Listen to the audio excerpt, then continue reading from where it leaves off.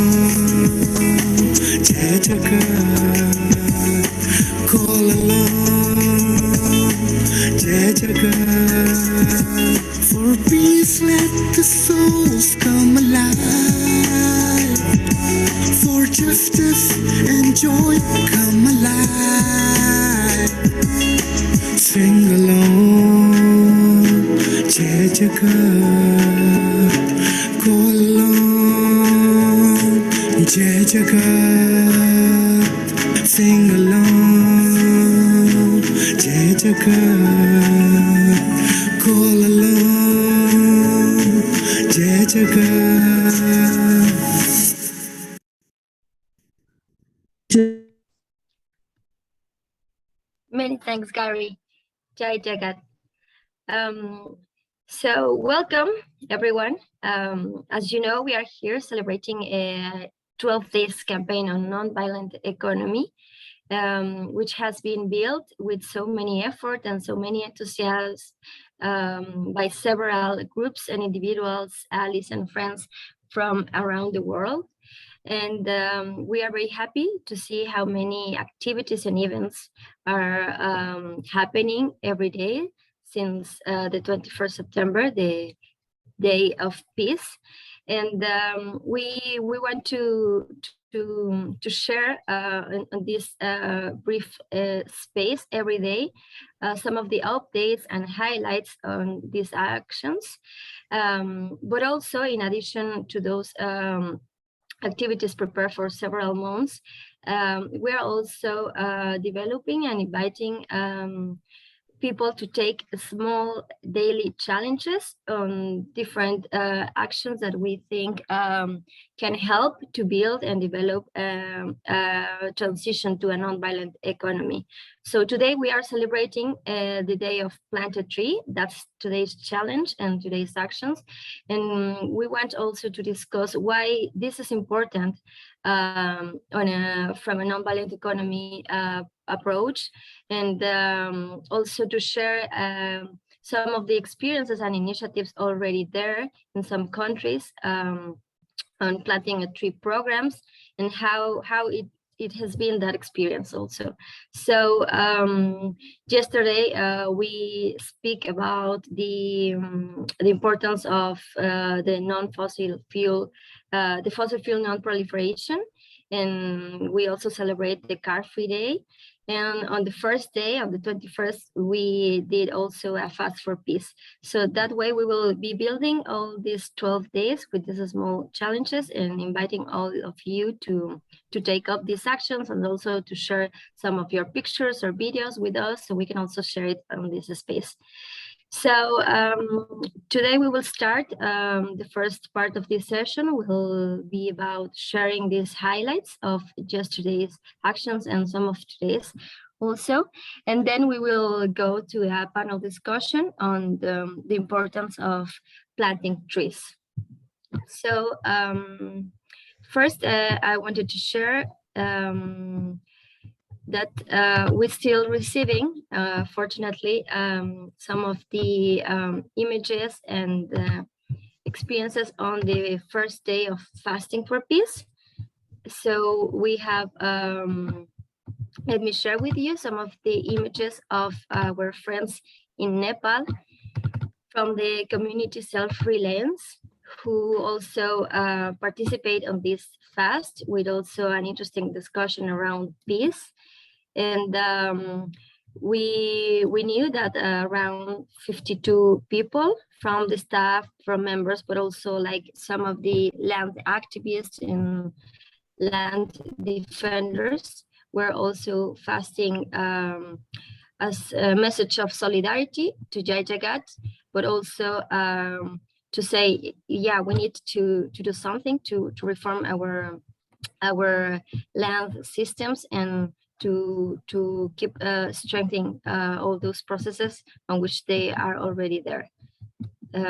So yeah, here we have some of the pictures. We thank you very much, our friends in Nepal, for sharing this.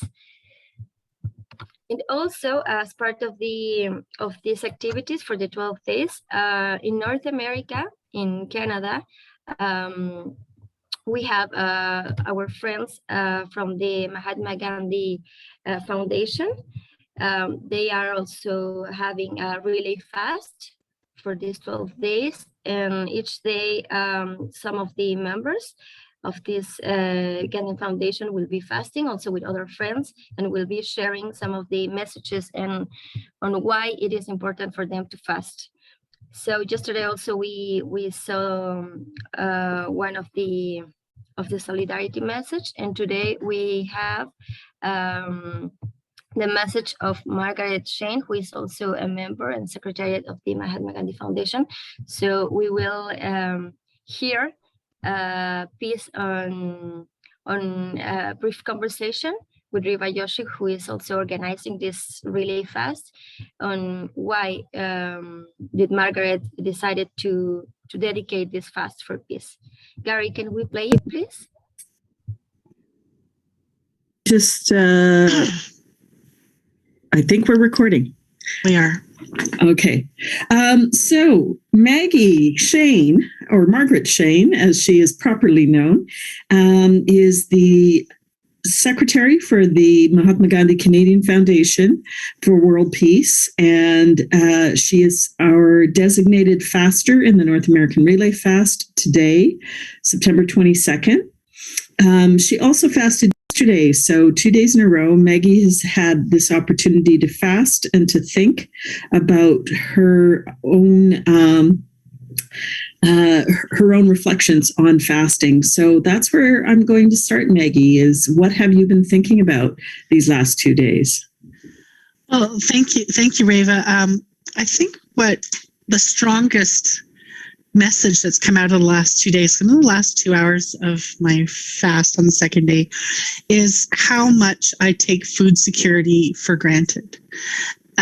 How much of my relationship to food is based on that instant gratification kind of aspect to it, because I'm privileged to live in a part of the world where I never have to think about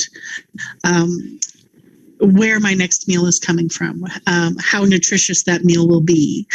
So I've had throughout most of my adult life a fairly thoughtless, sort of cavalier attitude towards where food comes from and what it means. The other thing I've been thinking about today is how, the social aspects of being well-fed, the nutritional aspects, the educational aspects of having children going to classes with their bellies full, so that their minds can be engaged. And I was thinking a lot in terms of all of those issues, in terms of how they impact the peace and security of a community, how or communities that don't have that ready access, or who struggle to create that level of nutrition and access, are anxious and anxiety ridden and very, very concerned about their children and their upbringing and their well-being. So all of these things have sort of been swirling around me for the last couple of days. Talk to us a little bit about your fasting statement. You talked about public education, and how do you see that connected with the big goals that our Relay Fast is dedicated to this year, namely justice for Indigenous peoples, climate justice, and a nonviolent economy? It's a big question, but I've been but that's okay. I enjoy your big questions. These are, I really do see public education and universal public education as the substrate, the absolutely necessary substrate, the soil in which human potential grows, and making sure that whatever playing field we find ourselves on is leveled. I know that sounds a little bit cliched, but that there are so many problems, serious, complex problems that we need to bring human ingenuity to. And all three of those goals that you're discussing for this year's Relay Fast, those justice issues, we will not be able to reach them in a way that benefits us all our brothers and sisters in this great human family, unless we provide that substrate for that, the creativity, the critical thinking, the tolerance for risk taking, the celebration of mistakes. All of those things are learnt in a properly funded public education system. And I don't just mean the North American model for that. I am incredibly distressed and worried about Afghani girls, for example, right now. I'm incredibly distressed and concerned about underfunded schooling throughout the world, where the push is toward the privatization and the push is toward restricted access to knowledge. And so I feel that it's one of those fundamentals that makes all other aspirational goals possible. And without that, we won't be able to lift ourselves up. But by that, I mean, we won't be able to lift all of ourselves up. Some of us will always be able to. But that the rising of the floor for everyone requires an investment in public education. Does that answer your question? That's fantastic. Okay. Thank you so much, Maggie. And you're welcome. Thank you for being part of the 2021 North American Relay Fast. So here we had Margaret, Shane, and Riva Yoshi from the Mahatma Gandhi Canadian Foundation. And we will be following up the Relay Fast for the next days also. And we still invite you to join if you want also to do a fast and share with us your statement and why are you fasting. We will be very happy also to welcome your messages. So thank you. Okay, so now we are going to the Indian Padiatras, which is also this huge actions happening in India for the 12 days. They start on the 21st and they keep walking to different places of India. So we will hear from Gary some briefing of today's marches. Welcome, Gary. Thank you very much, Monica, and welcome, friends, to this update on the third day of the 12 days of action. These 12 days of action are a series of actions taken all over the world to demand for a non-violent economy and to demand for justice and peace. So in India, as of now, we are organizing 100 marches. I'm going to share with you some of the photographs and updates from these marches. So as you see on the screen, these are some photographs from the marches. So friends, nature has been an integral part of the foot marches, and walking through the picturesque parts of India clearly shows it, which is why on the third day of the Padyatra, the marchers focused on tree plantation. Many yatras, like the one in the district Katni, Madhya Pradesh in India, planted around 10 trees. This has also inspired the Gram Panchayat to plant more trees, and the village head added 10 more trees to the count. In another Padyatra in Guna, the marchers were found to enjoy a good meal under a tree. They also had to cross a river in order to reach their destination.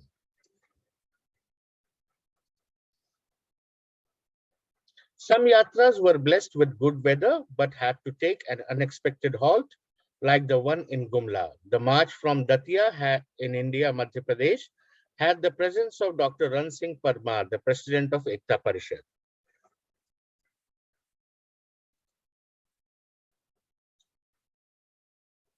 He talked with the villagers and has also urged other marchers to plant more trees on their way, as the third day of the foot march is dedicated to plant a tree. Other yatras, like the foot march in Rajgarh, which is again in Madhya Pradesh, India, paid their tributes to Dr. Khub Chand Baghel, who was an Indian freedom fighter who left his job under the British government to join Mahatma Gandhi's non-violent struggle. In this context, tree plantation foot march from Shyampur, Gwalior in Madhya Pradesh, was also not behind. They planted trees and also urged the local leaders to have more plantation drive in the area.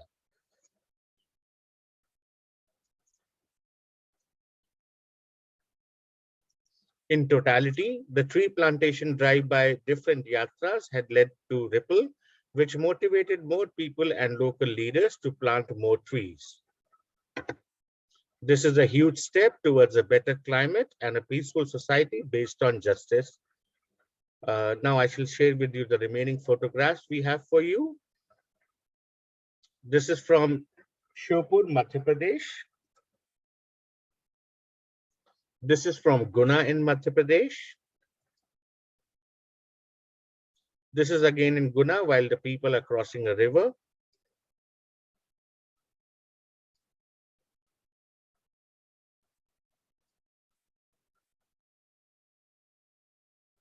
And this is in the Malwa part of India, which is near Indore in Madhya Pradesh.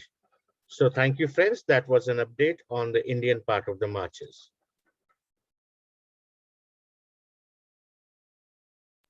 Just many thanks, Gary. And now we are very happy to have with us today Ramesh Yi, who will also share on some of the updates and highlights of these marches and how is it going. And how, I mean, we would love to hear firsthand what's happening there, not only to see the pictures, right? Welcome, Ramesh. So friends, to introduce Mr. Ramesh Sharma to you, let me tell you about him. He is the national convener of Ekta Parishad. Ekta Parishad is a grassroots people's movement working on the issues of Jal, Jungle and Jameen, or in English, we can say land, water and forest. It's a 30-year-old mass movement operating in about 11 states of India with thousands of grassroots level workers advocating for the rights of the indigenous and the landless farmers in India through the application of non-violent means as shown by Mahatma Gandhi. Ramesh Sharma in particular has been very instrumental in working on the advocacy level of Ekta Parishad. He is one of the senior most leaders, and now we would like to transfer it to Ramesh ji. Yeah, thanks, Monica. Thanks, Gary, and thanks to entire team for giving me this opportunity to share some of the updates from India. Today, when we had celebrated the Day of Plantation, I would say that it's a very important day for us to understand, to regenerate the entire ecosystem. Because if you see the Indian context, the larger dependency in this green ecosystem, you can count the 8% of the indigenous people, 11% of the people who are like a nomadic tribe, denotified nomadic tribe, pastoral community, semi-pastoral community, and 6% of the people who are dependent on the mangrove forest, the people who live in the coastline or in the river banks. So in that way, we are largely addressing by plantation and by regenerating the ecosystem, we are addressing the issues of roughly around 250 million people. It's a very big number. The people who are dependent on the nature for their identity, for their dignity, for their livelihood. So let me directly come back to some of the updates.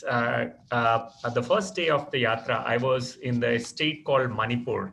Manipur is in the northeastern part of India, close to Myanmar. So I was roughly in the Myanmar border. And the area where we had a very interesting foot march, and today we had the day of plantation, the area called Loktak. Loktak is one of the biggest freshwater lake in the state called Manipur. And Loktak is a home of more than 500,000 people, and it's known for a very rich biodiversity. I would say it's a home of more than 400 species of floras and faunas. So this area recently been actually witnessed a lot of loss of biodiversity because of the very aggressive model of ecotourism. So today, people, they decided to go and to plant some of their traditional grasses, their traditional herbs, their traditional trees, and to give the message that we need a people-led development model. We don't need a kind of a state-dominated model of like ecotourism or the tourism-centered kind of a development thing. But people are talking more about the people-centered development model. I mean, the bottom-up development systems. So they had a pledge to regenerate the entire low-tech ecosystem. And also, we are walking in 5 valley districts of Manipur called Imphal East, Imphal West, Bishnupur, Thobal, and Kakshing. And this area is heavily populated and known for, as I said, a very rich biodiversity earlier, but now the people are losing their control over their land, over their forest, over their floras and faunas. So for us, this was a very, very interesting part of the Yatra today. I would also like to update you about the foot march, which is now happening in the floodplains of Assam. Assam is a northeastern state, one of the biggest northeastern states, and we are walking in Brahmaputra Valley, which is known for a river, almighty river Brahmaputra, but also known for a lot of floods. And why the flood is happening? Because there is a huge amount of deforestation happening in the neighboring state called Arunachal Pradesh. And further, there was a China. And because the China has built a lot of dam in that part, and here there's a lot of deforestation because government of India is also following the same model of constructing more than 264 dams in one river. You can imagine the situation. We call the dams as a water bomb. But because of this whole dam projects, the huge dam projects, there's a deforestation. There's a constant deforestation is happening over the last 10 years, and this is one of the biggest reason why a large number of people in the Upper Assam always been affected because of the flood. So currently we are walking in those floodplains, and we are taking the initiative for the plantation of elephant grass, because elephant grass is a traditional grass. It's a very, you can see it's grow very well, and it has a very strong root. So the elephant grass is very effective to protect the coastline, river banks. So here the whole focus of the yatra, how to generate the interest among the people and to go and to start plantation of elephant grass. And last year also we had a similar very interesting experience of planting elephant grass here. But friends, today we are here in the state called Orissa. And I'm very happy to say that today, under the leadership of Rajaji, we had a very good meeting, really very, very good meeting with all people who are working on the issues of environment, peace, and justice. And in this particular meeting, we had a very detailed discussion about the larger agenda, how we should take the people of Orissa. The Orissa is also known for a big number of indigenous population. So in this Orissa state, we are walking in 10 districts. Tomorrow, we are going to participate in 3 different places, and we'll see the people, probably will give you a more picture about the ground actions. But here, it's very important to see that because this state is also known for a lot of industrial and mining operations where people are losing their control over their land, forest, and livelihood. So here, again, through plantation, through motivating the people about their culture, about their agriculture, about their the nature-based livelihood, it's a very, very important message for all of us. And after we are moving towards Chhattisgarh, but I'll give you the details of Chhattisgarh maybe in the later stage. So thanks. This is the update from my end. Thank you. No, many thanks to you, Ramesh. It's been amazing to also hear and also to understand what is the importance of really do these programs of planting trees, and for the people who is also on the communities and living on the forest and by the forest. So it's really amazing, and congratulations. And we hope also to keep listening more updates from you on the next days and how it goes and how the workers also get involved in with the villagers and the communities. I think that's also very, very important. Thank you, Ramesh. Okay, so now we are going to hear a little bit of a great program. Also, we had on the 21st in Mexico, they celebrate Nonviolent Economy Forum. Also, it was an event organized by the Assembly of People of the communities and neighborhoods of the Mexican-U.S. border in the region Tijuana, San Diego, and Mexicali, Calexico. This is an assembly who have been working on how to develop and how to transit a nonviolent economy through changing some of the things on the health and on the education, on the housing, and on the food and the production. And it was very interesting to hear some of the discussions, but also it was an event dedicated to one of the members of the Jagat Mexico, who was an indigenous Yaqui leader, disappeared and murdered in May. So there was also a cultural and artistic event dedicated to him. So now we will play a piece of one of the songs dedicated to him.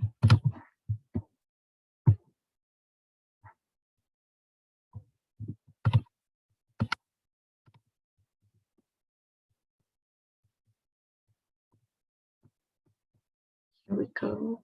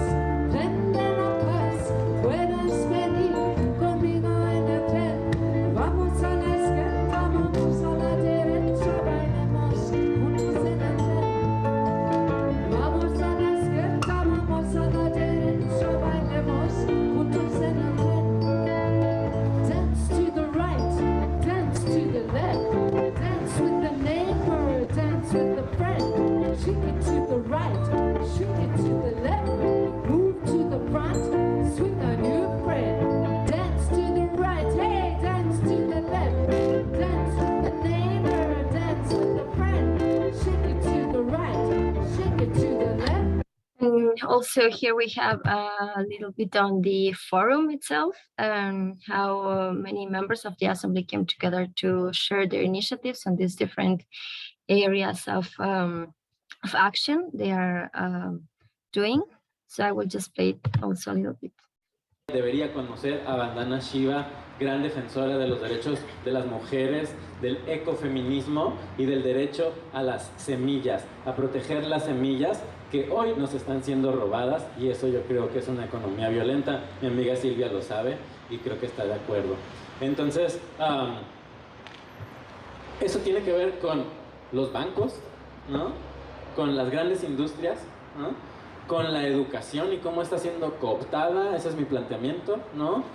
Por la economía violenta, ¿no? Por la explotación, por la ciencia está siendo comprada hoy en día, ¿no? Entonces, para mí eso es una economía no violenta y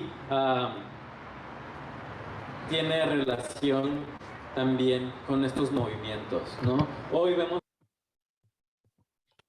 So that's a little bit on the discussion in Mexico and how people is trying to build an idea of how it should be a nonviolent economy in their communities.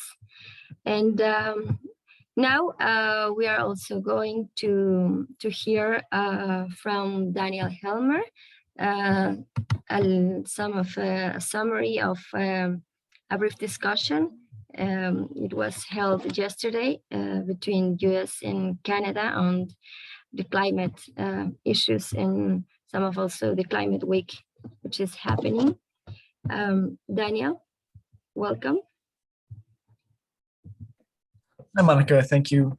And we actually yesterday didn't get to hold our talk between U.S. and Canada on the fossil fuel non-proliferation treaty and others. But we did have a webinar yesterday touching on many different things, including talking about the fossil fuel non-proliferation treaty, which you heard of yesterday.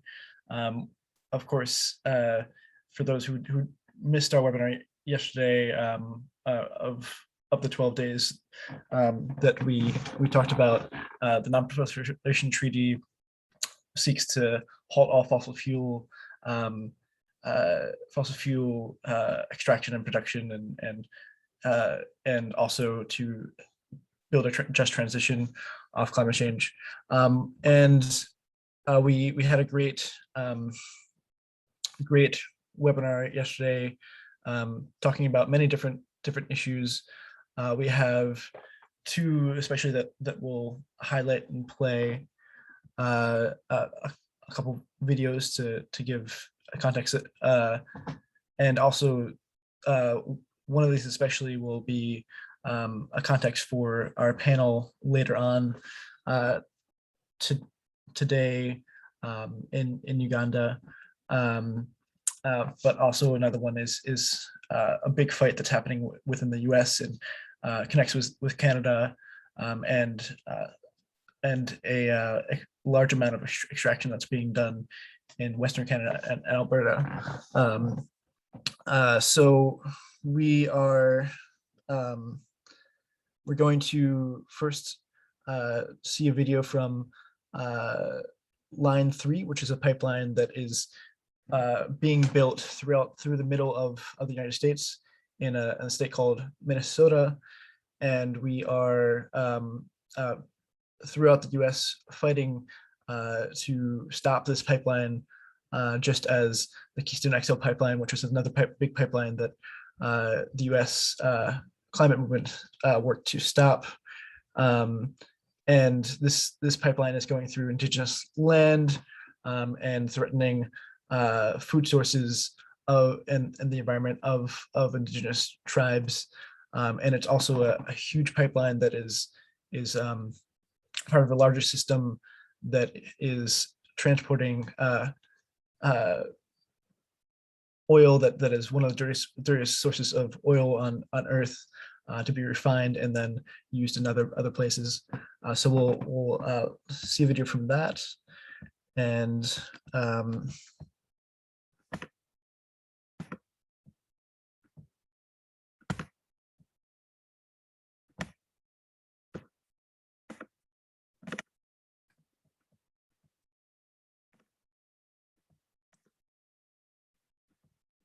go on from there.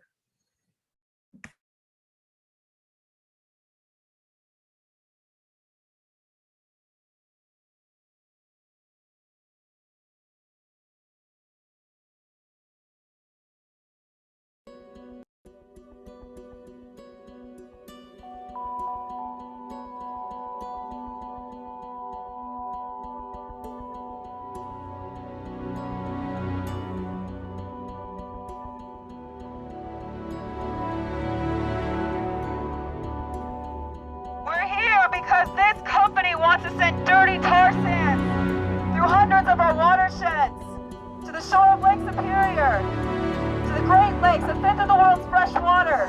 We don't want your tar sands oil. We don't want this way of life. We want something better. We want our children to have a future.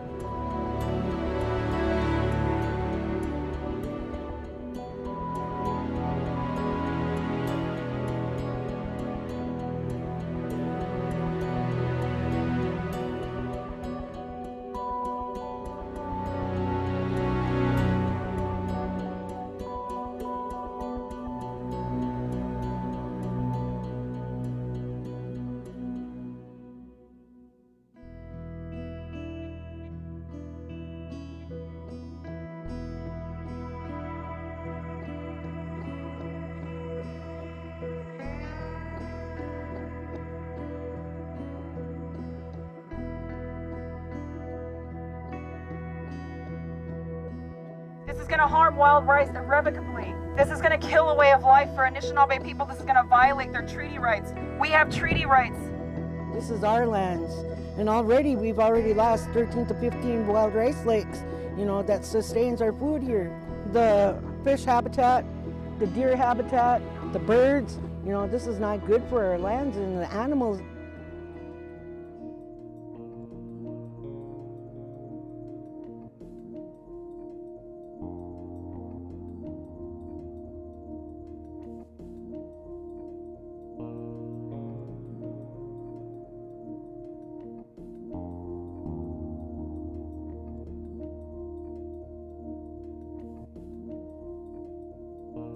No, we don't have to accept it. We need more bodies up here. We need more people who can be arrested to say no to these pipelines, to the damaging of the ecosystem. There's not going to be another habitable planet out in the universe. So this is what we got to take care of. We're standing for so many more that are not here. We're standing for people around the world. That's what we're doing here. That's why we have to take a stand. It's why we have to be brave. We have to be bold. Stop line 3! Stop line 3! Stop line 3! Stop line 3! Stop line 3! Stop line 3! Stop line 3! Stop line 3! Stop line 3! Stop line 3!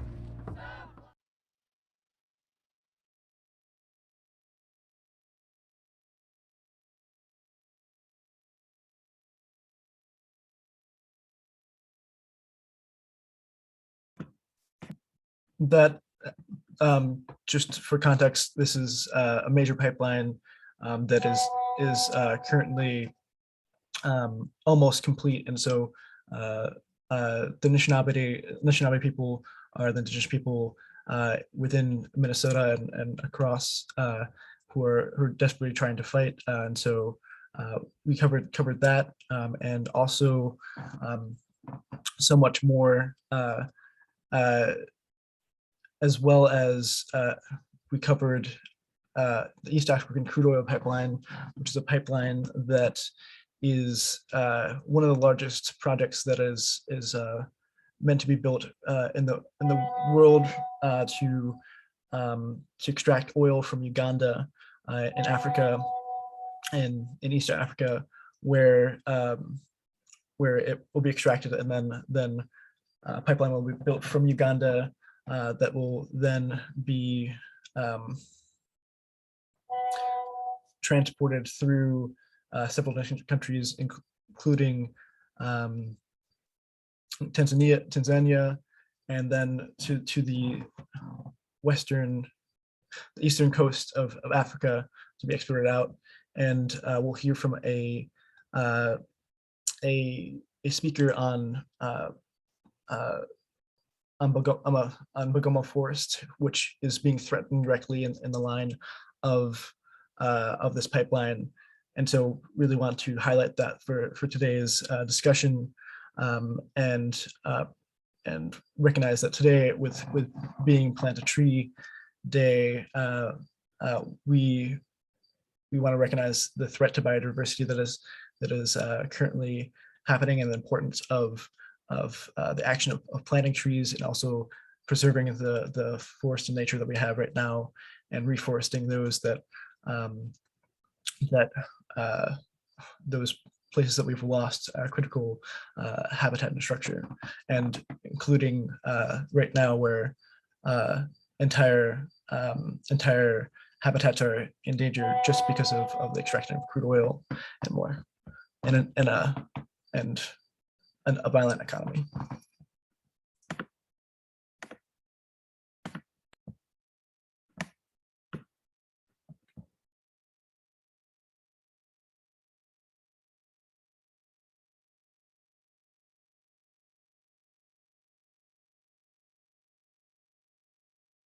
Oil is not a resource which is renewable. They'll extract it after like 20 years, it will be finished. But they cannot bring back the land.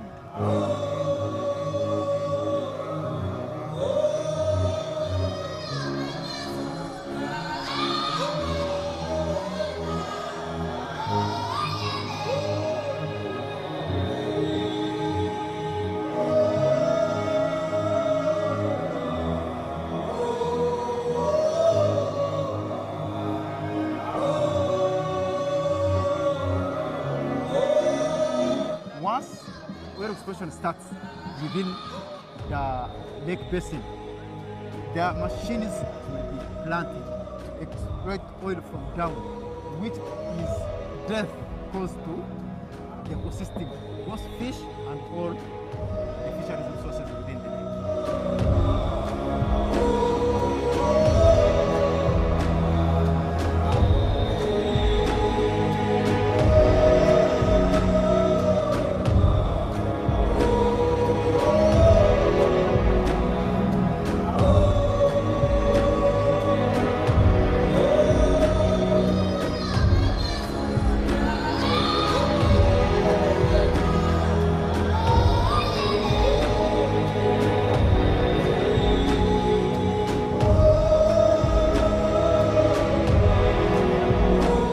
Government is not defending us. They are only defending those who are coming. They are defending oil. The only thing to do now is to mobilize the community.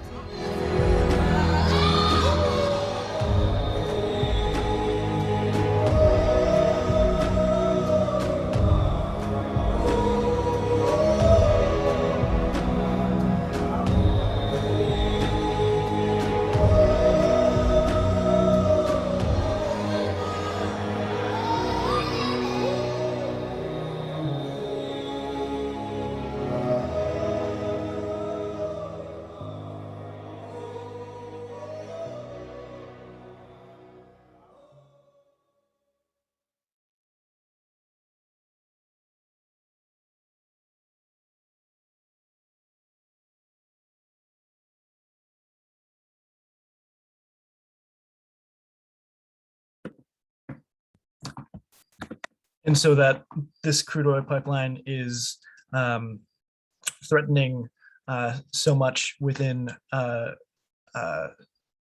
Eastern Africa and also around the world. And so we want to really bring attention to that and to urge Total to stop the crude oil pipeline in Eastern Africa. And from there, we are, I believe, Monica, do we have any more updates? No, I think it's fine. We can go to the music, but just maybe to say that we will be sharing the link also, or this. I think we can sign up or something, right, to join this like endorsement of the pipeline. So we will be sharing the link on also the social media, so you can also help to stop the pipeline now, the financial. So yeah, we can move forward to the musical video clip and then to the panel discussion. Yeah. Great.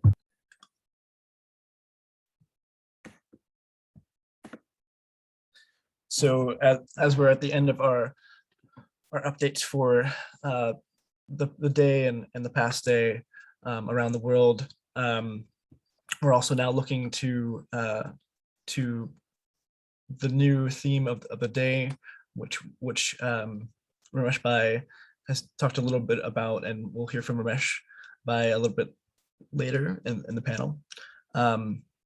And today's theme has been plant a tree and construct a program through building and reforesting the planet, and especially the importance of biodiversity. And so we will play a song as we transition to our panel, and we will hear from several different speakers. But the beautiful double meaning in this song is both about planting seeds to reforest the world, but also planting seeds in each other's hearts, and to help things grow in our communities, not just in our gardens, but in our each other's hearts, in opportunities, in ways of uplifting each other. And that is, I think, the message for today, is that we're planting seeds every time, and look forward to sharing this message and planting seeds together in the coming nonviolent economy.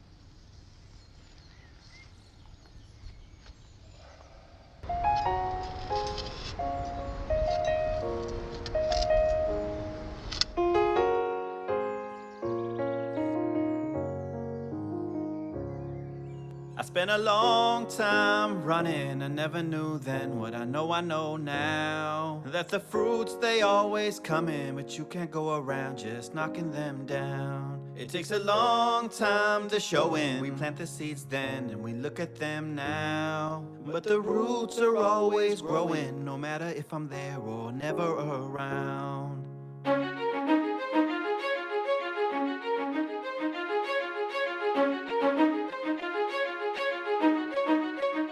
Whatever grows will grow, whatever dies will die, whatever works will work, whatever flies will fly, whatever fails will fail, what's meant to soar will soar. I am planting seeds, nothing It's like more. your whole life you've been training for this moment, and when the time comes you just disown it, meaning you just surrender, don't control it, not interested in the clay pots and molding, or sitting next to the path trying to unfold it, or waiting for the fruits to fall down toward you. Let it go and now you're flowing, feeling quite gorgeous, so you take steps away instead of towards it. What a rush, feeling freedom with nothing to hold. We've been taught that what you touch will always turn to gold, and now we're learning when we let it go it overflows, with no credit to take, cause no credit is home. A higher power working deeper where the seeds are sowed, and when the seeds are true, then they're seeds of gold. But the real gold is joy when life starts to flow, and when it does, you just smile, cause now you know. I spent a long time running, I never knew then what I know now. That the fruits, they always come in, but you can't go around just knocking them down. It takes a long time to show in. We plant the seeds then, and we look at them now. But the roots are always growing, no matter if I'm there or never around.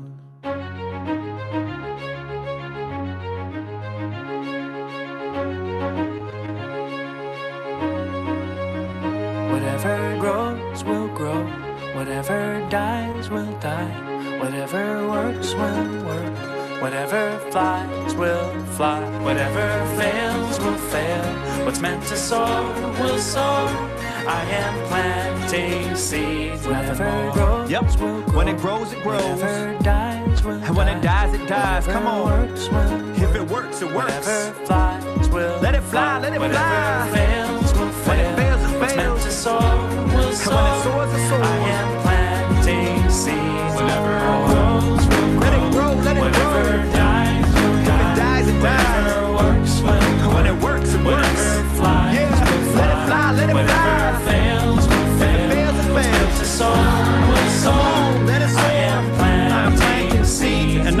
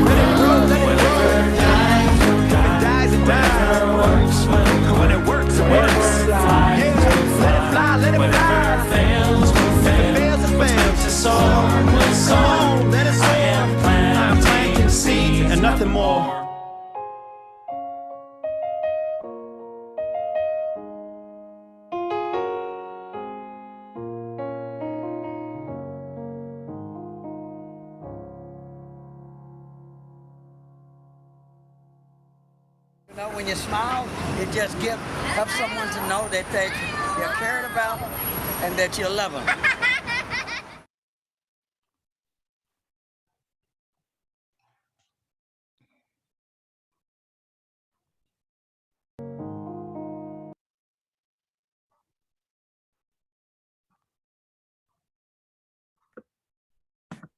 And so I just want to bring attention to that last quote that was there, and that the true meaning of life is to plant seeds under which you do not expect trees to the shade to shade you. That I think that is a very important moment, and especially as we transition into today and realizing that we are planting trees for future generations, for others that we're not expecting to be shaded by these beautiful beings, because we love everyone in the world and future generations, those that we don't even know. And so I think this is very important, knowing the common place that we all live under and continue to live under through time. And I hope that we, as the message in the song says, I hope that we soar together. So with that, I'm happy to introduce our panel coming into the 12 days of action of the third day, and focusing around biodiversity, tree planting, forestation, and recognizing the huge problem and hurdle that we have of the loss of our biodiversity, of our habitats and planet to deforestation and more, and the huge hurdle that we have of restoring those habitats that we've lost and returning the balance, both to nature, but also within ourselves, as we build through a nonviolent economy and a world that's meant to really hold all of us together. So I will introduce our panel. We have several speakers today. We have our first speaker will be Sabine. Yes, I'm here. And I'll introduce. Daniel.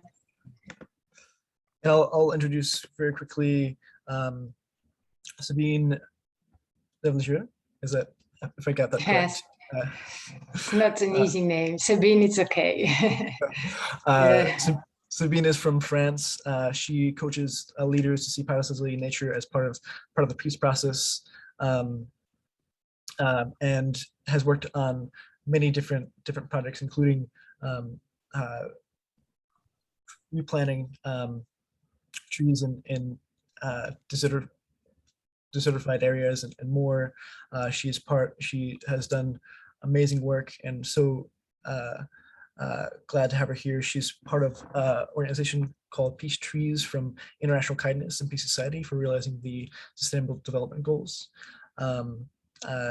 Really happy to have her here, and she'll be our first speaker. We will also hear from Robert Agogizibwe of the Association for Conservation of Bugoma Forest, fighting to preserve the Bugoma Forest in Western Uganda. We will also hear from Maria Abbasi, who is youth in Pakistan, who is fighting for biodiversity with the Global Youth Biodiversity Network in Pakistan. And we will also hear from Carmen Capriles, who is part of Reacción Climática in La Paz, Bolivia, a group that has worked on climate change and other climate environmental issues within Bolivia. And she's also coordinating the Act for SDGs, Sustainable Development Goals, Week Action for Latin America. And we'll also hear from Ramesh Bai, who is the National Coordinator of Ekta Parishad. And without further ado, I'll hand it over to Sabine.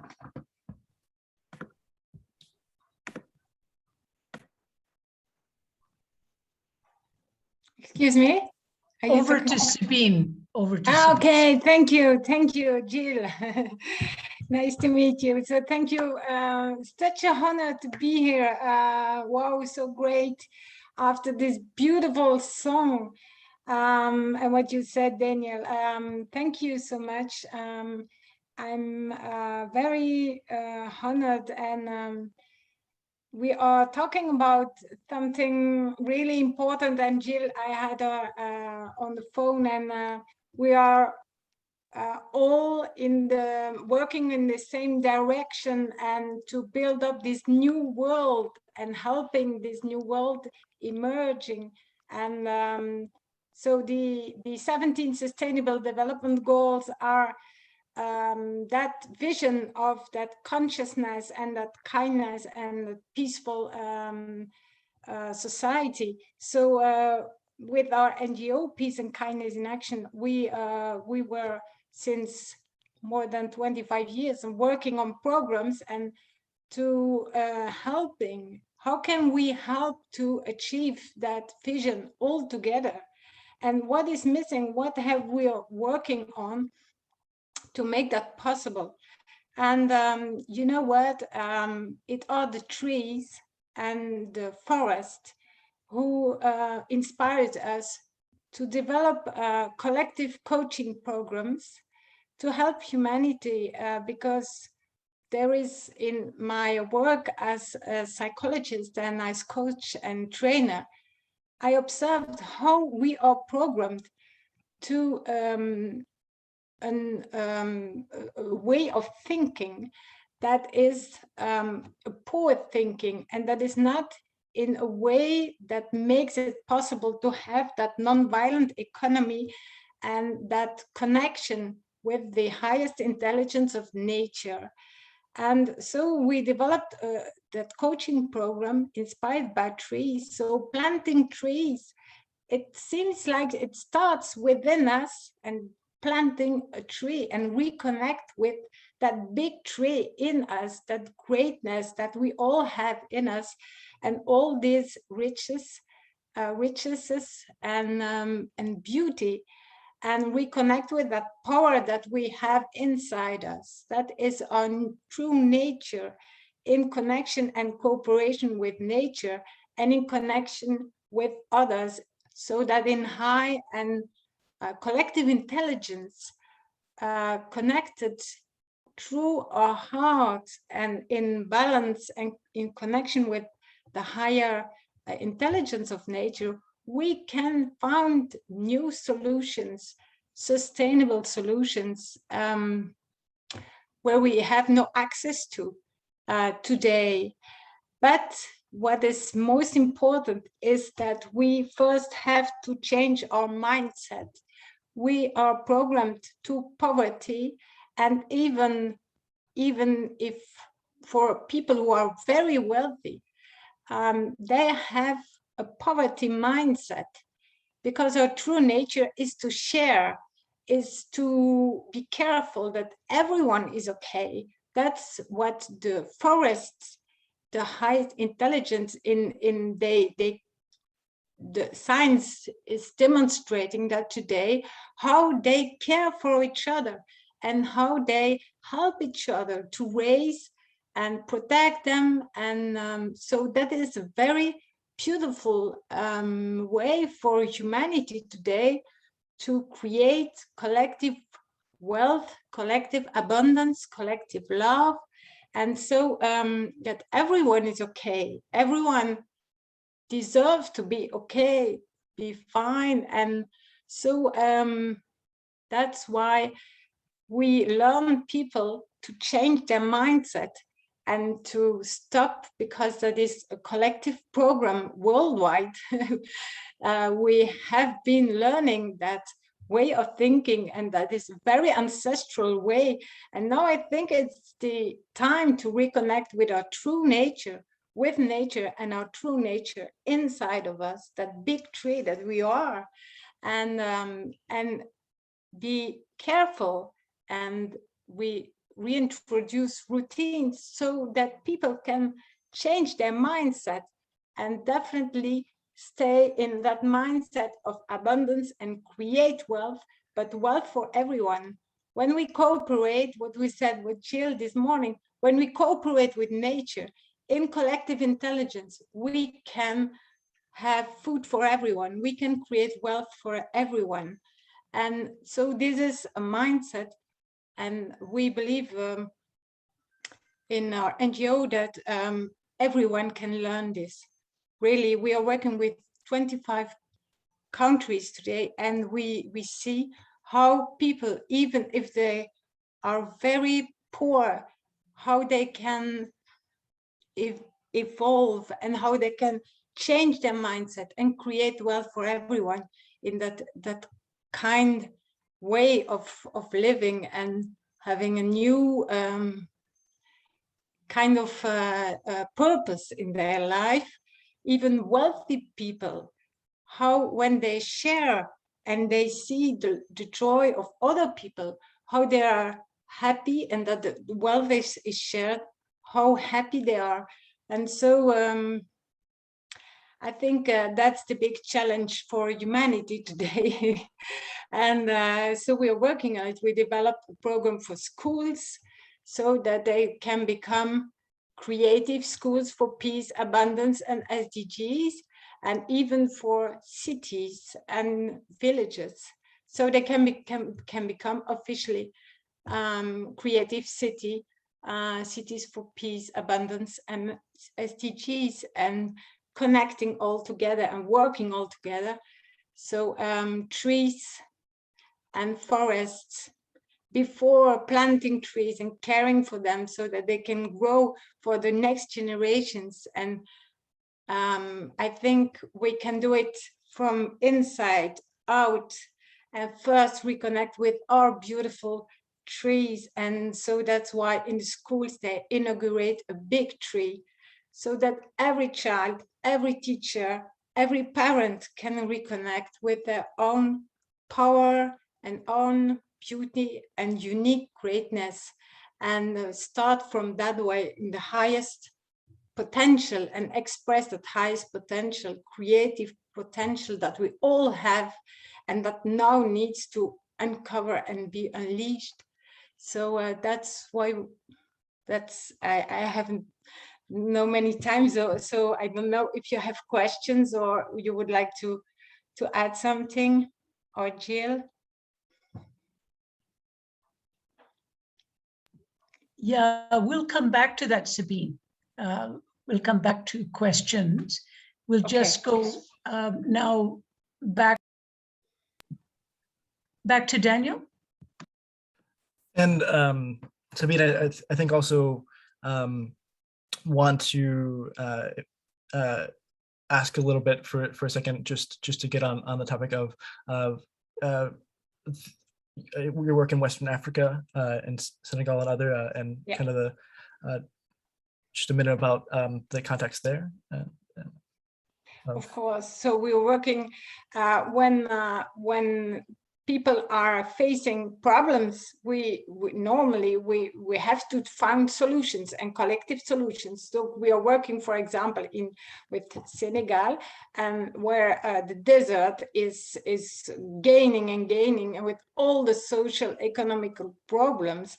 And so we develop programs with fertilizing tree, and also so from schools to quarters to cities, and helping to recover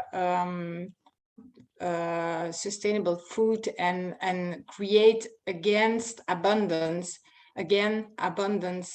in little villages. So I think for a child, creating, planting a tree is such a powerful, sacred moment, and in planting in full consciousness is so powerful. There are also cultures where, I don't know how it is in India, but when someone is born or someone dies, there is a tree that is planted. So I think the the connection of humanity with trees is so important, and we have to reconnect with that.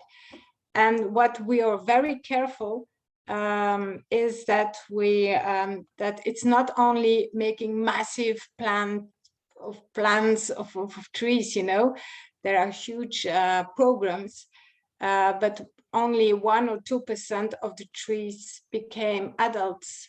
We believe that it's more important that we strongly be careful.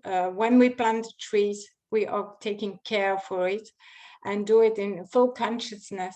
So that it's when we care for a tree and we plant a tree, we care for ourselves and we care for all, and we care for the next generation. So I think when we do that in consciousness, it's so beautiful. It gives such a purpose and such a sense to our lives, and it creates beauty also in the cities. And children are so proud to see their trees growing. And yes, I can only encourage each and everyone to make this experience, to plant a tree, minimum one. How amazing that feels, how connected we feel with humanity, and also with our highest purpose and potential when we do that. Wonderful, wonderful. Sabine. Yeah, it's really, I think, you know, with recognizing within cities and within areas the different trees, and also building a nature surrounded by biodiversity and plants really changes the health of people and the whole environment itself. Yes. And really, what I also can say is, so children are, the peace tree in the school is a living being, absolutely. So when they learn to, when they are in conflict, they go near of their peace tree and they learn to be helped by the tree to make peace again, reconciliate by themselves. They don't need another. They do it with the tree, with the help of the mediator that is the peace tree. And even if they feel angry or if they feel sad, and lots of people are doing that, they go near of the trees, and trees are calming them, are giving them that unconditional love and unconditional understanding and unconditional, yes, acceptance. We saw in the video children around trees and hug a tree. It are amazing friends and huge sages of wisdom for us. And so we see each day how they are inspiring us, helping us, guiding us when we need some inspiration. And we see all the peace trees are connected worldwide in the schools, and how powerful that is when children are sending their peace doves to others and they receive them in connection with the peace trees. So they are living beings, and I think they are calling humanity to reconnect with them and their wisdom. That's what we experience each day from everywhere, from Palestinian, from everywhere in the world. So beautiful what people experience through their connection with trees. So I could talk 1 week about it because it's so great, so amazing what's happening with trees. Thank you so much, Sabine, and thank you for taking the time. Thank you so much for being here together. Thank you. We'll now move on to Maria Abbasi from Pakistan and Global Youth Biodiversity Network. And Maria, if you could tell a little bit more about the importance of biodiversity in the world, and that as well as about the context within your own work in and South Asia, as well as you can introduce Global Youth Biodiversity Network and anything else. That would be great. First of all, thank you, Daniel, for having me here. It's like really good to talk to all of you who are people who are very much like-minded. I was just listening to Sabine and all the things she had been saying, and I could see the, you know, the passion in her eyes and how she was just saying that I could speak like hours and hours and weeks about that. So it's really good. And she was talking about all that I really agree to, and I believe that all the participants who are here who like totally agree with whatever every one of us is going to say or is going to like present. So I would like to like just give a very small or a short introduction of myself. My name is Maria Akhtar. I am an environmentalist by profession, and I don't call myself an environmental activist or climate activist, but you know, I believe it is a responsibility of all of us to like educate people, educate masses about the challenges that we as humans and on Earth we are facing. Because if we do not consider this thing important now, I guess it's going to be very difficult for I won't say the next generations, but for our own generation to survive, because we already are seeing all the problems that we have currently on planet Earth. So yeah, and I will tell you, and yes, I've got to mention that I'm from Pakistan, and I'm also a co-founder of Global Youth Biodiversity Network Pakistan chapter.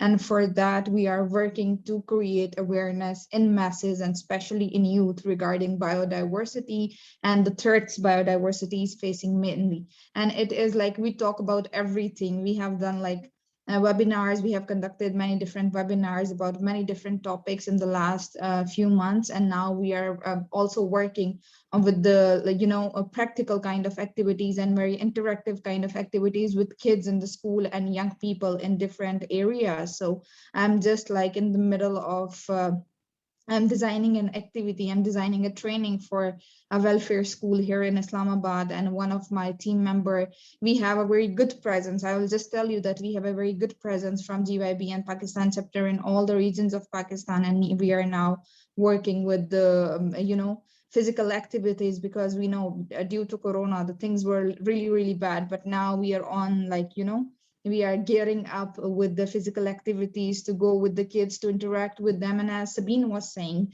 trees, they are living. Yes, when we were kids, we would be pointing about with the living things and non-living things. And when we talk about trees, when we talk about biodiversity, so you just ask me the importance of biodiversity, and I would just say that without biodiversity, there would not have been any life on Earth. We are, because everything else is with us. So my main purpose and my team, we are working to work from the very basic level, from the grassroots level, and to create awareness. Why is it important to have a connection with nature? Why is it important to know about the problems your environment is facing? So I take very much pride in stating the fact, because in Pakistan, we have, when we talk about forestation and when we talk about deforestation, we had according to the stats, the plant cover in Pakistan is from 2 to 5%. Some stats say that it's just 2%, some stats say that it's 5%, but the recent government, our current government, they took they are now working on a clean and green Pakistan, and there is a big, massive afforestation campaign that is called the Billion Tree Tsunami Program. And our Prime Minister, he has a vision of planting a billion trees in Pakistan in 5 years. So this program started in 2019 and it's going to end in 2023. So, when we have that kind of mindset, and when these things, why is it important? Why, of course, government has to do something, but it is important to mention, because when governments or when the official authorities take such steps, everyone knows, okay, there is, if Prime Minister is talking about it, if the ministers are talking about it, if someone on the TV talks about it,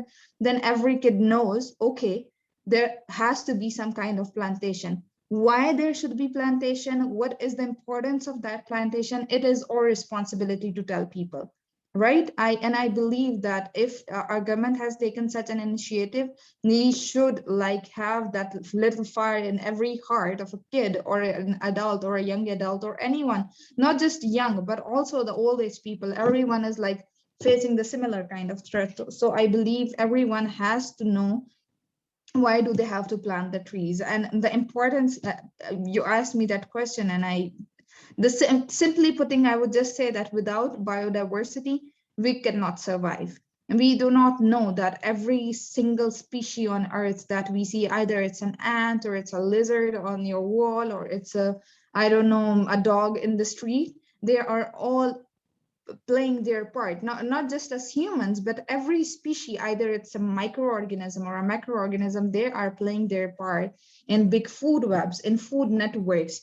We cannot get wheat in our home if all the food web is not working properly. If we just miss one species, I don't think we can have any crops or our staple food on our table. So it's all thanks to biodiversity. Of course, the human force that is working to like make that happen, but it's natural. And when we call it natural, something is natural, it means that biodiversity is working on it, right? Otherwise, if it's synthetic, it must be coming from the industries. But even to that, to get the raw material, you need biodiversity. You need all that life that you can see, that you cannot see, either big or small. You need all of them to have the food on your table, or to get to from your office to your home, or from your home to anywhere, to breathe, even to breathe. That is the most basic thing. Like what we humans do is to breathe. So that is why biodiversity is important. So I guess I've pretty much answered your, like, given a brief introduction and a brief description of what you have asked.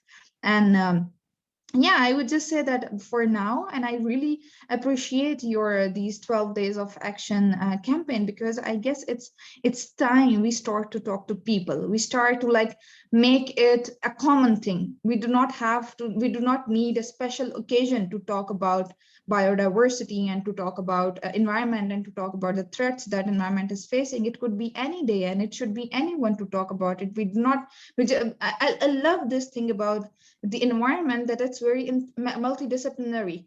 Either someone is a corporate businessman or a marketer or an environmental scientist or another scientist or from economics. Everyone can talk and everyone should know about this. Because if we do not care about environment at this moment, if we do not care about the biodiversity, if we do not care about the life on Earth, if we do not care about the issues that we are facing as climate change, as global warming, as deforestation, as habitat destruction, then maybe in next few years we will also be extinct, right? So yeah, I really appreciate you for coming up with this initiative of 12 days of action and all the real action that we all are trying to do in our communities. And I always say, and I would just stress it again, that please, whichever capacity do you have, start to work for the environment, start to work for the initiatives. It could be just a plantation campaign, it could be like awareness campaign, could be just a session, but just tell people, give them the message, and then rest is up on the next phase. So just try. And thank you so much, Daniel. If you want to ask something else, I would be really happy to answer. Yeah, I completely agree on everything you've said, Maria. Biodiversity is extremely important. We don't realize how much it is the immune system and the backbone of all of the planet, including for ourselves, including our health as well. You know, as we live within, especially in the Western world and global North, there's a thought of being outside of nature and not being impacted. And that's part of the problem is that we're recognizing that we're every single thing that is in biodiversity in the environment affects our life and our health and props us up. And so that's where I think, you know, often biodiversity isn't really seen as part of our health. And I think that's where with Jagat and Gandhi and this whole part is the message that we're all connected, and everything is affecting and helping each other. Everything is affecting it, and also I guess everything is very much related. When we talk about, we are from I've studied ecology, and I know how, like, every single thing, one insect is connected to the humans, and how the extreme events or the changing of weather patterns, how do they affect these wild species and also the species living in the cities and everything. But I also think when we say that everyone is responsible and everyone has a responsibility, like, just look at SDGs. Everyone is talking about sustainable development goals, and there are these 17 goals. But what is the last goal? Last goal is the partnership for the goals. So, one cannot just say that, oh no, I'm working on goal number 1, or I'm working on SDG 7. No, they're all connected. Even if you are picking just one, it means you are working for all, because it is all very much connected. We humans on Earth, and also the other life, either the wildlife or the kettles or whatever, we are all just like that. And none of us can just say, oh no, I am going to the Mars. You cannot, because you are binded just like that. You cannot make a life on another planet. Maybe you can, but it's going to be very difficult to survive.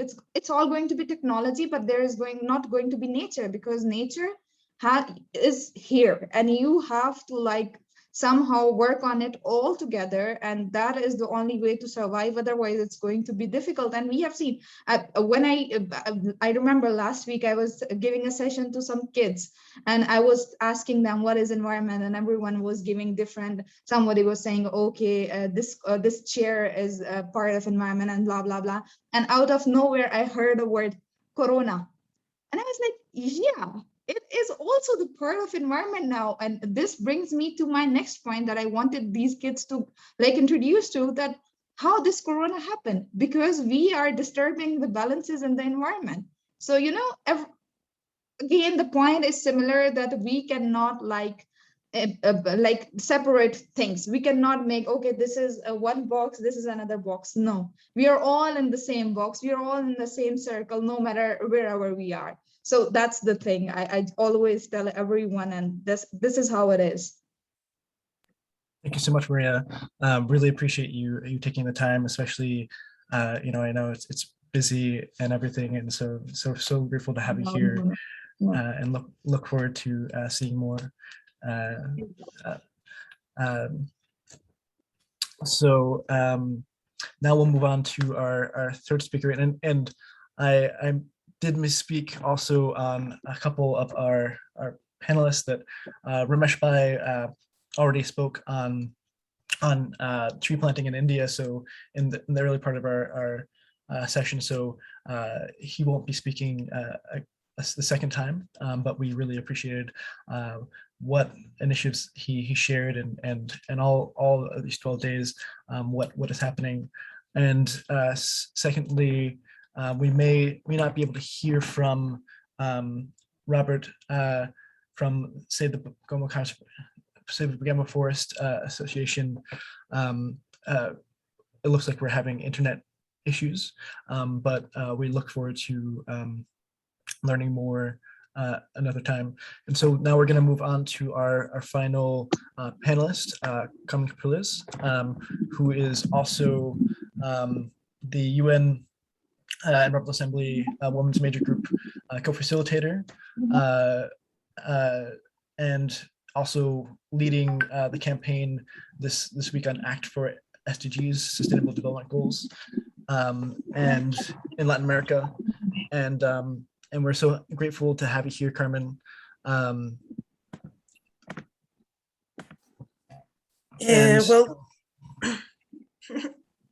if we can talk about the Latin American perspective, also the Sustainable Development Goals, and more, we're so happy to have you here. Well, thank you, Dan, for the invitation. Thank you, Monica. Well, actually, my background is as an engineer in agriculture. And I'm going to be the only one in this panel that is kind of against planting a tree. And I say this as an ecologist. My first my first research in ecology was when I was 19, and it was in the common pigeon, the Columba livia, which is the pigeon that we all know and we all have seen, which has an origin in North Africa and has been expanded. It's product of the colonization. So that's a very clear example of the impact that pigeons have all around the world, especially in big cities. And they have competed and taken away local species. And that is very clear when we speak about the pigeons, and many of you have heard that they call them rats with wings or things like that, because they are able to adapt to any environment, but at the same time, they are able to push back any native species. And for me, native species are very, very important because that's a role in the ecosystem. But what's going on? What has happened? Pigeons are an easy example because we can see them and identify it. When we talk about trees, it's like talking about animals. We're not being specific. We don't know if we're talking about an acacia or we're talking about an oak. So we need, when we talk about trees, we just leave it to this wide range of plants that we have. And we don't even care of being a little bit more specific. We just say it in a very widened term. Let's talk about trees, because trees, they're green, they have leaves, they have a trunk, and that's how we define a tree. And most of us have the same image in our heads, but that's not true. And we cannot keep on talking about just planting a tree, because it's ineffective as talking about recycle when we know that it doesn't work, or talking about changing our light bulbs. It is a nice thing. It's going to make us feel really good with ourselves. But what's the impact that this tree is having on this environment? And I'm against big reforestation campaigns also, because what they are doing is making plantations of trees. And the day against tree plantation was like 2 days ago, September 21st. It's the International Day Against Tree Plantations. And most of the reforestations end up being that. And what happens with tree plantations? What's so bad about it? It's because they're not forests. So we're talking about reforestation, but we're really making tree plantations. And what happens with this is that the trees we're putting, it's because they have economical value. So we're going to be able to send them as wood or as or for paper. And when we have a plantation, you know what we don't get back? Animals. So that's why we need to promote natural regeneration and not so much reforestation. Because the only way we're going to get back the animals that live in this forest is if we promote natural regeneration. And we need to keep thinking on what the impact is of our actions in the ecosystems. Our ecosystems, especially urban ecosystems, have been so much changed that the trees that we're going to find, for example, in my city, are trees that come from Europe, are trees. I live in a tropical country that has two main ecosystems. We have the highlands ecosystem, and we have the Amazonian basin ecosystem. So they are two very different, and we have a lot of transition ecological floors. But it's important to highlight that it is important to acknowledge what the native species have the role in these ecosystems. And that's why I don't think any solution is going to come from big plantations, big reforestations, or just putting a tree, because we're not helping the ecosystem. And what we need, if we're going to fight climate change, and if we're going to find biodiversity loss, and if we're going to fight desertification, is that we understand how ecosystem works and how we can help them regenerate, and not only put trees, because most of these trees, for example, I'm going to give you one example. I was working with climate change. I go to a community, and the community tells me, yes, we have run out of water. We had this eye of water, which ended up like in a creek, and now the water's gone. And when we go to the place, this place was full of eucalyptus. Eucalyptus is a species that needs a lot of water, and it comes from Australia. It's what koalas eat, actually. So they introduce eucalyptus because it's good for basically paper and poles and things like that. So when we go to see what happened with this eye of water, it was that it had dried up because of the eucalyptus, not because of climate change. So that's an example why we need to be really careful when we are just speaking about trees, and the way we treat plants and our relationship with plants is totally unclear. And that's also why we don't give enough credit for what the role of the plants have in purifying our air and creating oxygen. But not all plants do that, and not all plants do that at the same rate. So we really, as a society, we know so much things about so many issues, but one of the issues that I really believe as human society we know the less is about plants. And that's why we just talk about a general term, which is trees, instead of referring to the trees with their proper names, because that would really help take decisions, wiser decisions, and to have a lesser impact on the ecosystem. Thank you very much.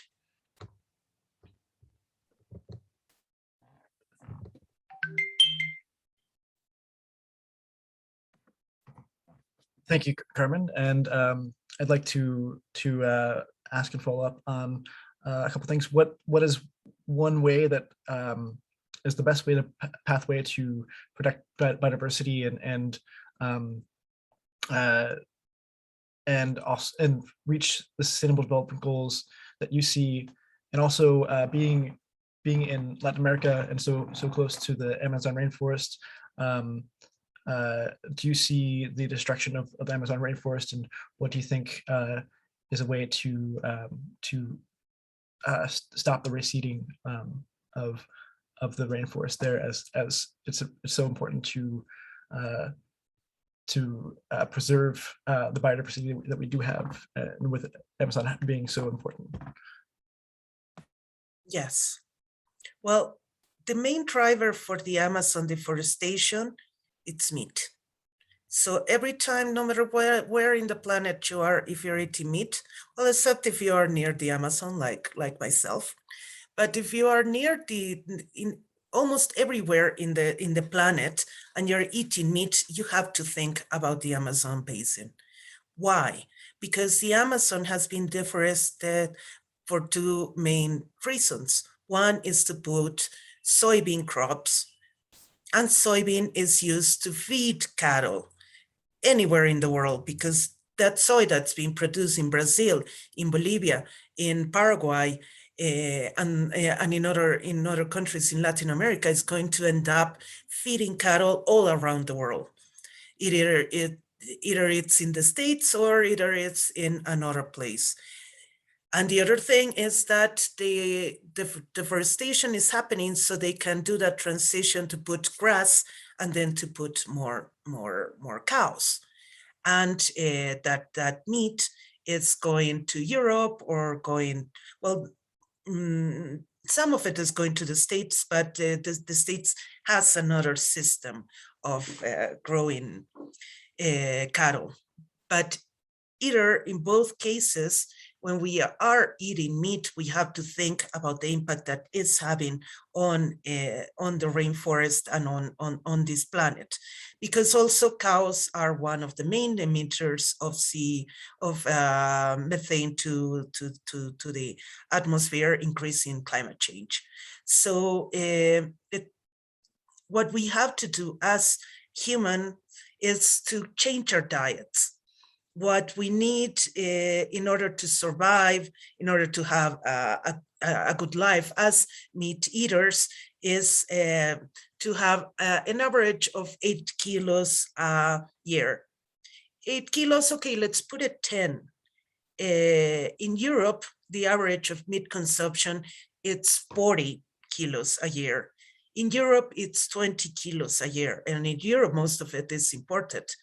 And in countries like mine and Brazil, it's around 40 kilos a year.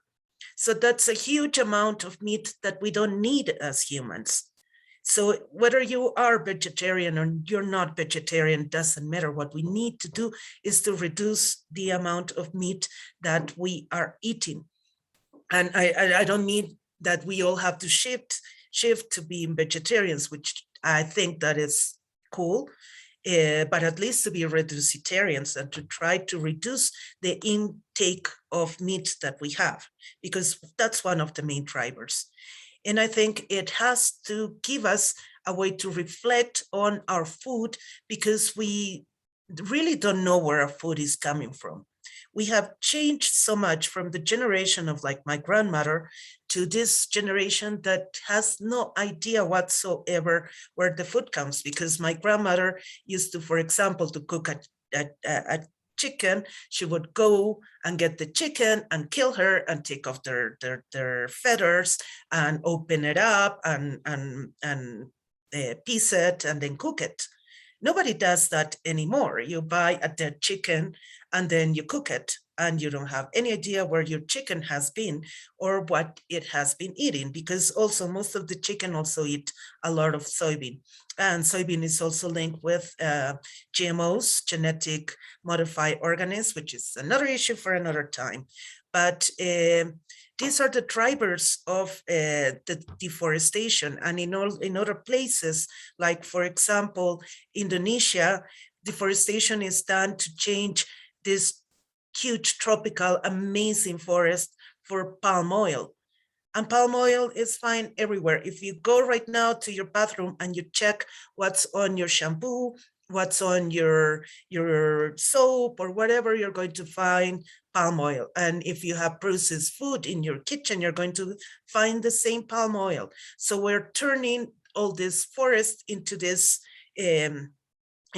crop in order to have all these products that are mass produced, and they are but they are very accessible, and they are the ones that clean us, that keep us clean, and that keep us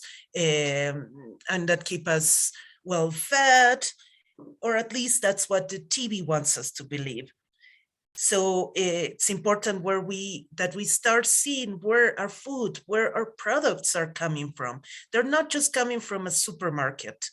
We need to go deeper, and we need to start that talk to analyze and to understand where our food, where our products are coming from. Are they good? Are they bad? What impact do they have in the ecosystem before we consume them, and what's the impact that they're going to have after we consume? And that's where we can start talking about plastics, single-use plastics, for example, and so on. So those are things that we need to reflect in order to start tackling one of the biggest issues, that is the burning of the Amazonian forest, for example, because all that, the other thing is that the Amazonian forest, all these trees are huge reservoirs of sweet water. Once they're gone, a desertification process begins. And it is estimated that if we lose 25% of the Amazonian forest, we are going to start a domino effect that is going to turn all the Amazonian forest that is right now into basically what the Sahara Desert looks like right now. Right now, we have lost around 17% of the Amazon. If we get to 25%, that's the destiny that the Amazon is going to have. And it's not going to be in 100 days. That may take a couple of decades to happen. And at the same time, when you burn the Amazonian forest, it has a direct impact on the glaciers of the Andes, because all that black carbon is going to go to the glaciers. They're going to be darker, they're going to absorb more light, more sun heat, and they're going to melt faster, leaving cities like La Paz, like my city, without water. So it's we're not only talking about global warming, we're also talking about local climate change. And I think it's important to acknowledge all these issues because they are all related to our way of life. And we're not going to solve that just putting one tree or putting 100 trees. We need really systemic changes in our way of life and our way of understanding how we live, and into our systems which are self-feeding all this destruction. And it's going to come to a point where we cannot access resources anymore. And then what are we going to do? Thank you.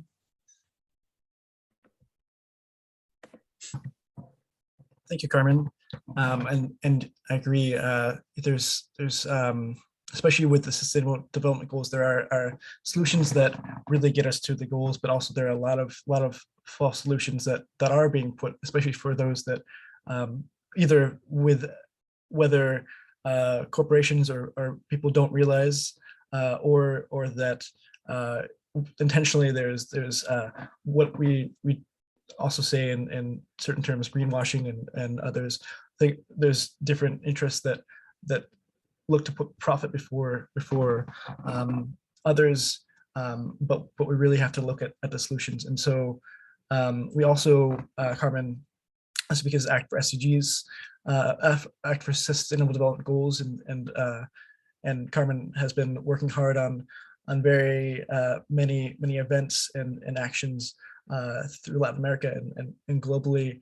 So as we're down on time, would have asked what can people do during this week of action to act for SDGs. But I will say we have on a website on the 12 days, we have Act for SDGs on there, and also you can go to learn more about the week of action that is so important in so many ways at actforsdgs.org, and learn more what you can do these next days from the 17th of September to the 28th of September. You can do as you can see, you can do as an individual or organization. So we really appreciate all the work that all of our panelists are doing.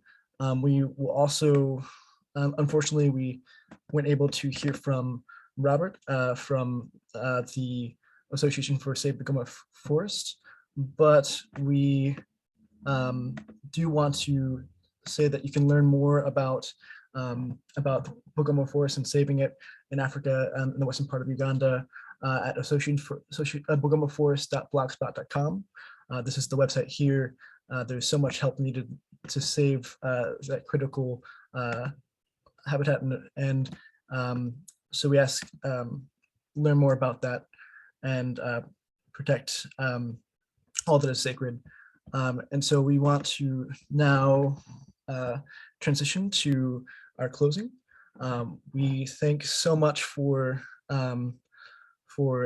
this whole time and everyone for being with us. I would like to invite Yves Betlot, who will close us out with a final message and thoughts.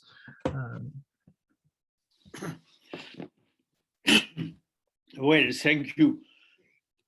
I did not know exactly what I have to on what part of the meeting today I have to conclude on. But I would say that first of all, I want to congratulate Rajatji and Gilles for organizing these 12 days of thinking about non-violent economy, and to spread the idea that there are examples of non-violent economy, and therefore that it's something which is possible. And I think the debate today has shown us how it is important to change our behavior from working alone or working in a special line and competing against each other. That if we want to move toward a non-violent economy, the first step is to convert ourselves.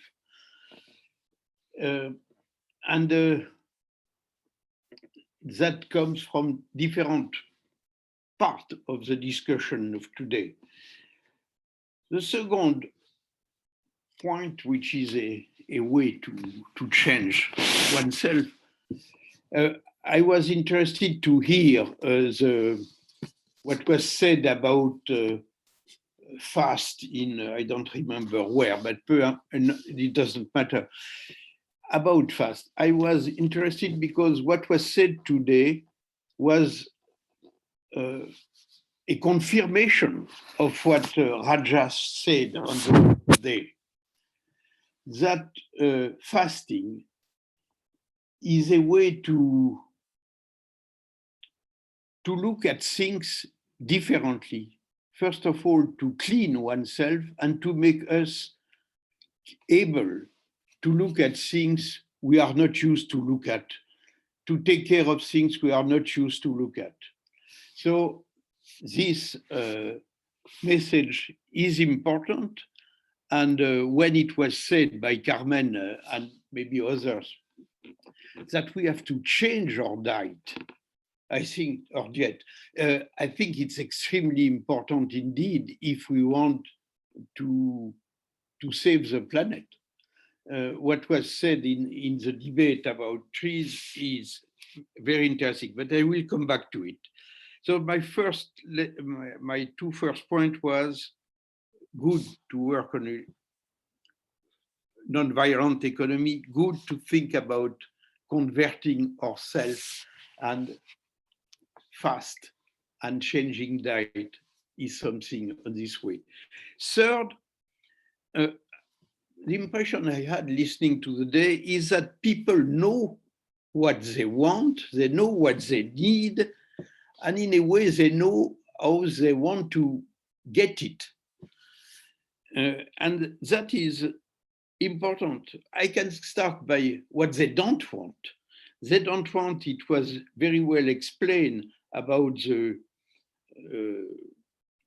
oil pipe, Linea 3, oil pipe 3 in Canada.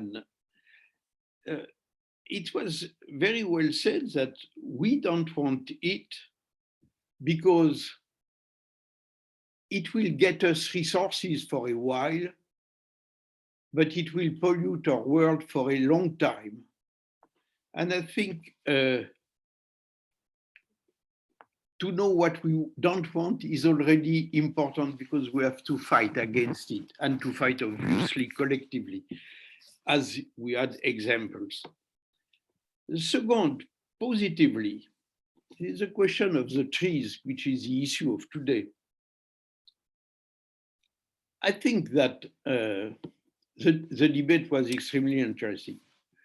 We cannot deny that we need forest because 80%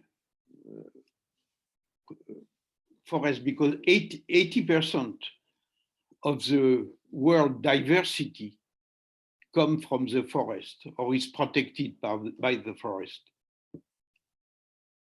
It maintains humidity, which is necessary to life. But it's also, if we want resources for energy and energy resources. So therefore, we can think that planting tree is important. And I appreciate what was said about planting tree is a way for each one to rediscover, for many people, to rediscover nature. And it is true also that it recreates new resources and so on. True that plantation is not the same thing than, I don't know the word in English, of a forest, natural forest. But planting tree, it's also something which was interesting because it was said by the examples in India, planting trees, if a few do it, others will do it also.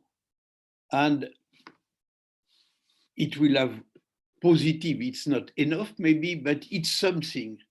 And the example is important. And if we want to plant tree in a significant way, we have to be many, we have to do it together and to unite for planting trees.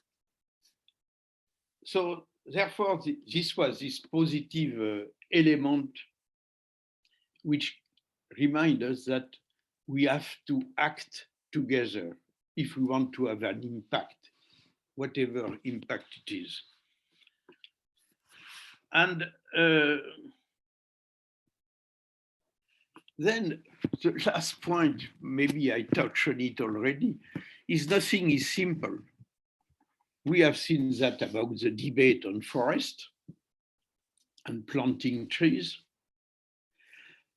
We have seen that listening again to Carmen when she said that, which shows the interdependence. Another, the first in the debate, also lady in the debate mentioned it, the interdependence of things, interdependence of human being vis-a-vis and nature. I remember interdependence for me at the beginning of my life was interdependence between sectors of activity, between agriculture and industry, for instance. Then it became the interdependence between countries and between different civilizations, and the enrichment of each other through this interdependence. But now we arrive to the interdependence between human being and nature, which is obvious, but which was not in our mind. And this interdependence is extremely complex, and it requires us to be extremely calm and wise in approaching it. It's why it sent us back to what was said at the beginning. We have to rest, to look at things, to look at how to do it ourselves and collectively. And all what was said about during this meeting about let's try to act together was important. Thank you.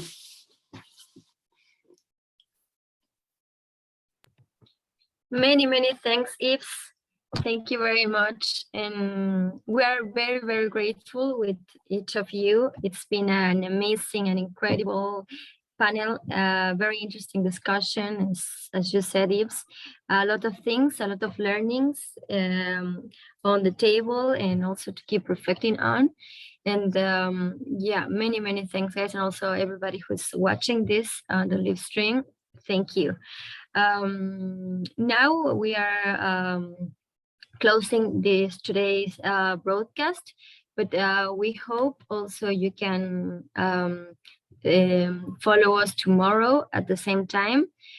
Tomorrow we are celebrating the climate strike, the global climate strike. So we will have also some other friends and young climate activists who will be sharing with us a little bit on their actions, tomorrow's actions, but also, of course, we will highlight some of the Jagat actions as well. So stay with us for tomorrow, and thank you. We will close this session with a short dance performance by the Canadian artist Siona Kumar. So we will play it, and with this we say bye-bye. Thank you very much, Carmen, Sabine, Yves, Maria. It's been a pleasure to meet you all. Daniel. Thank you. Bye-bye to everyone. Thank you very much. Bye-bye, Monica. Carmen. Bye-bye. Thank you. Nice to see you all.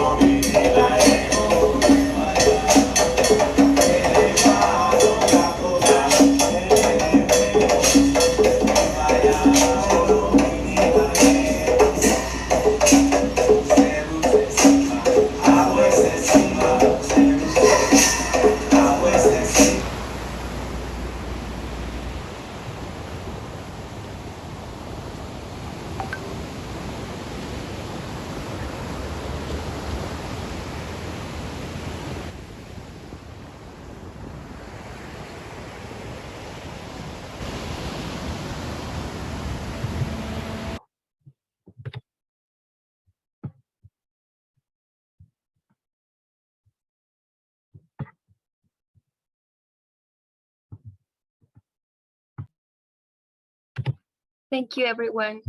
Jai Jagat. See you soon. Thank you. Goodbye.